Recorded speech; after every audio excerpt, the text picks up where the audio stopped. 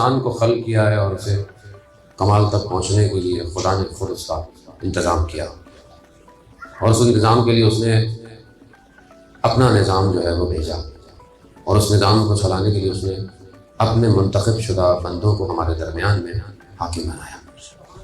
یہ خدا کا امر، یہ خدا کا حکم ہے جسے اس دنیا میں جاری ہونا ہے۔ جو بھی اس کام میں آگے کی طرف بڑھتا ہے وہ استعمال ہوتا ہے، جو امر الہی میں شامل ہو جائے خدا اسے اس دنیا سے بھی نجات دے دیتا ہے اور اس دنیا میں اسے بقا دے دیتا ہے۔ ظاہری دنیا گو کہ گننے کو کئی ہزاروں سالوں سے زیادہ کی ہے، لیکن اس میں ہمارا حساب صرف ہماری اپنی زندگی کا ہے۔ بہت بڑا کینوس ہے کہ جس میں مختلف رنگوں کے اسٹروک لگے ہوئے ہیں، لیکن ہماری زندگی اس میں صرف ایک نقطے کی مانند ہے۔ ہم سے ہمارا حساب لیا جائے گا، ہم سے دوسروں کا حساب نہیں۔ ہم اپنے آپ کو کس طرح لے کر چل رہے ہیں، آزمائشیں، امتحان، ابتلاءات، مشکلات، خب یہ دنیا کا خاصہ ہے۔ دنیا اس مشکلات سے جدا نہیں ہو سکتی۔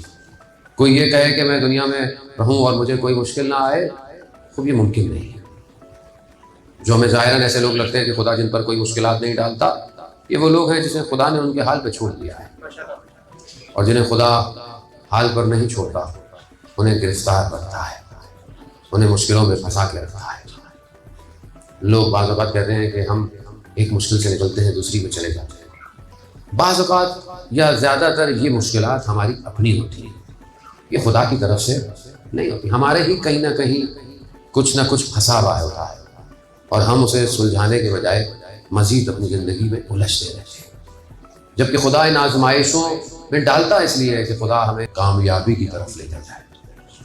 اگر امتحان نہ ہو، سختی نہ ہو، تو کوئی بھی شخص اپنے پروفیشن میں کامیاب نہیں ہو سکتا۔ جتنی سختی ہوگی، جتنی محنت کرے گا اور اتنا ہی سخت امتحان دے گا،